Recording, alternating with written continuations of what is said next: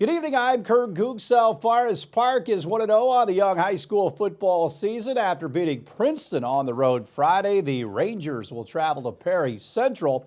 Ranger head coach Ross Foose was pleased with the opening night win as Forest Park looks forward to the Commodores on Friday. I'm really happy for our guys. Felt like they had a great week of preparation. Felt like we had a good game plan going in, and really they carried it out for the most part. Offensively, I felt like we really wore them down on the line, and we were able to hit some stuff outside for some big gains. A lot of guys are going to really stack the box for Jake, so our outside guys really had nice games. Daniel Eckert had over 130 yards rushing.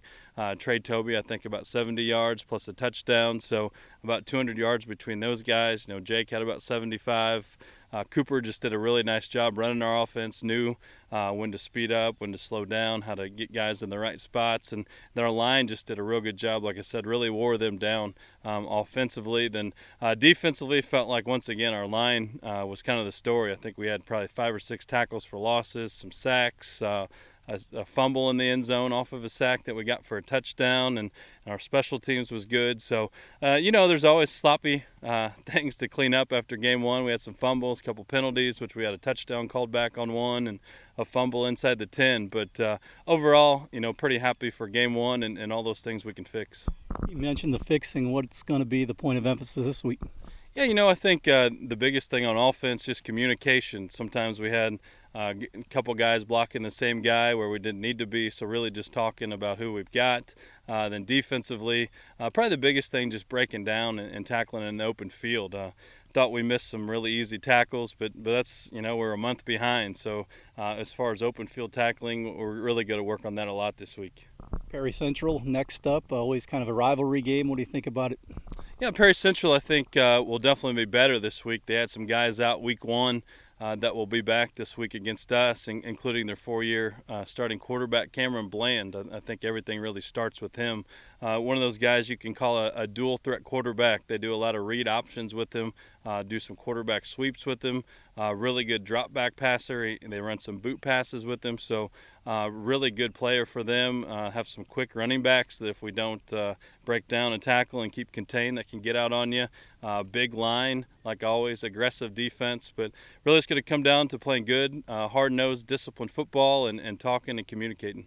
Coming up tomorrow, we visit with Jasper head coach Tony Lewis. High school football polls are out for the week. In 6A, Center Grove is 1. In 5A, New Palestine 1. In 4A, Hobart number 1. Jasper is ranked 7th and Memorial 8th. In 3A, Chittard 1, Southridge 6, Heritage Hills in a tie for 9th. In 2A, Eastbrook is 1. Mater Dei is in at number 4. And in Class A, Indianapolis Lutheran is the top team. The Indiana Pacers have shocked the NBA. They have fired Coach Nate McMillan 2 weeks after announcing he would keep the job for 2 more years with an extension.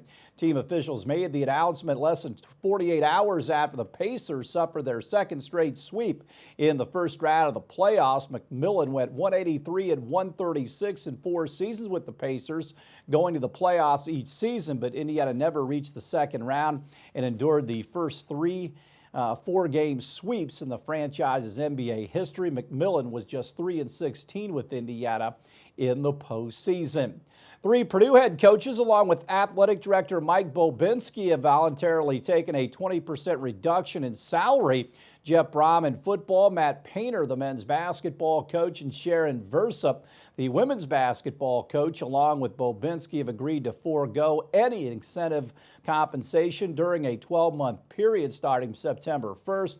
The 4 are the highest paid employees in the athletic department. The salary reductions come at a time when the athletic department is facing a $50 million shortfall after the 2020 Big Ten football season was postponed by the conference earlier this month due to the pandemic.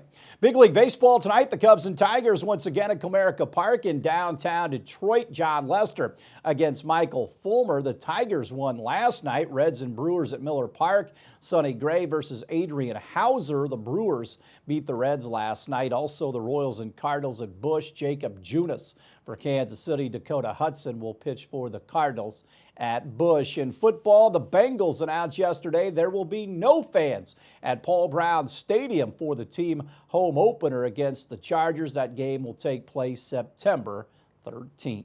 Stay tuned. We'll have more WJTS 18 news right after this.